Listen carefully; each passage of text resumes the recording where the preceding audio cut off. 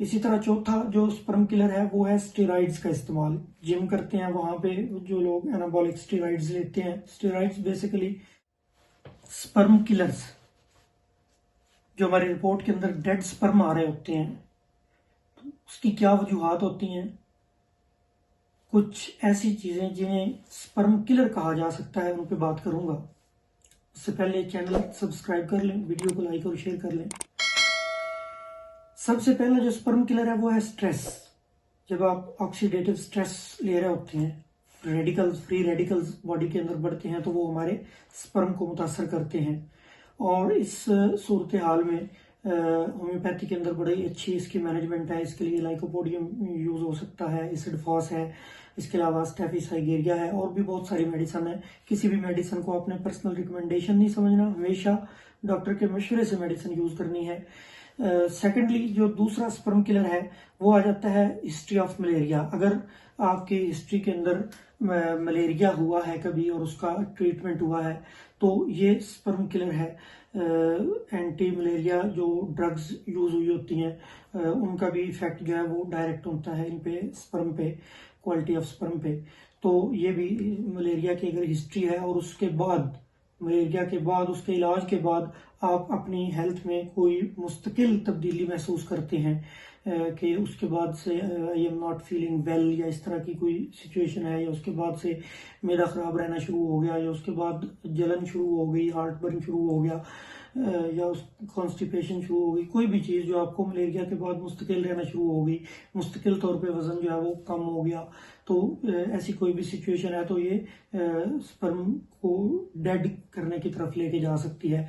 तीसरी जो चीज़ है वो है Candida, viral infection, fungal infection. इसके बहुत सारे सिम्टम्स हैं जिसमें एसटीडीज आ जाते हैं, सेक्सुअली ट्रांसमिटेड डिजीजेज। और इसके अलावा जो इसके सिम्टम्स हैं कि फंगल इन्फेक्शन है या नहीं है, उसमें अगर आपकी हाथों की या पाँव की उंगलियां दरमियान से गलती हैं, कहीं पे आपको रिंग वर्म बनते हैं, थद्दर बनते हैं, और इस तरह की कोई सिम्टम्स हैं। इसी तरह से अल्कोहल का बहुत ज़्यादा यूज़ जो है वो भी इसका बायस बन सकता है। शुगर की हाई कंजम्पशन जो है वो भी, मैदे का मुस्तकिल तौर पर ख़राब रहना, एथलीट फुट वगैरह, पाँव के अंगूठे के नाखून का ख़राब होना, ये सारी चीज़ें जो है ये कैंडिडा का साइन होती हैं। और कैंडिडा जो है वो स्पर्म किलर है। अगर कैंडिडा है आपको, तो आपके जो है वो स्पर्म जो है वो डेड आएंगे रिपोर्ट में, उनका रेशियो ज्यादा होगा डेड स्पर्म का।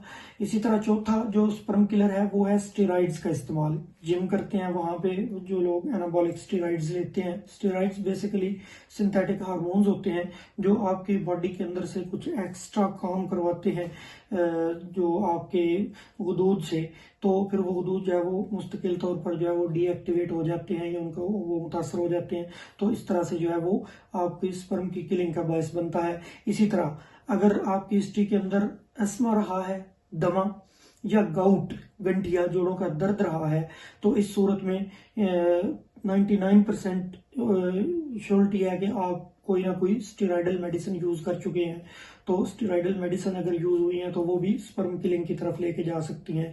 तो इसकी जो मैनेजमेंट है वो भी बड़ी अच्छी है। होम्योपैथिक के अंदर नक्सवामिका है, सल्फर है, और बहुत सारी मेडिसिन है, आइपीकॉक है, तो उसके जरिए जो है वो हम इसको मैनेज करते हैं, तो स्पर्म की क्वालिटी जो है वो बेहतर हो जाती है। पांचवा स्पर्म किलर जो है वो मेटल टॉक्सिसिटी है। हमारे जो कल्चर में मेटल टॉक्सिसिटी कहाँ से आती है? नंबर वन, जो हम बर्तन इस्तेमाल करते हैं, नॉन स्टिक बर्तन जिनके अंदर वो लगता नहीं है, अंदर ब्लैक कोटिंग होती है, तो वो आहिस्ता आहिस्ता पिघल पिघल के, कुछ धोने के साथ पिघल के तो वॉश आउट हो गई, लेकिन खाना बनाते हुए जो वो उतरी तो वो फूड में शामिल हो गई। तो इस तरह वो मेटल्स, हैवी मेटल्स वगैरह का खुराक में शामिल हो जाना। और दूसरा, जो हम सिल्वर के बर्तन यूज करते हैं, जैसे आजकल हमारे मोस्टली बर्तन जो है वो सिल्वर में है, तो वो भी मेटल टॉक्सिसिटी का बायस बनती है। तो उसके लिए भी होम्योपैथी के अंदर बड़ी अच्छी मेडिसिन है, उसके जरिए हम जो है इसको मैनेज करते हैं, तो स्पर्म की क्वालिटी बेहतर हो सकती है। छठा जो स्पर्म किलर है वो है हिस्ट्री ऑफ मम्प्स। अगर कनपेड़े कभी हुए हैं लाइफ में, तो वो डायरेक्ट जो है वो टेस्टिस पे असरअंदाज होते हैं। टेस्टिस में स्वेलिंग हो जाती है या श्रिंकेज हो जाती है, सिकुड़ जाते हैं, उनमें पेन होती है।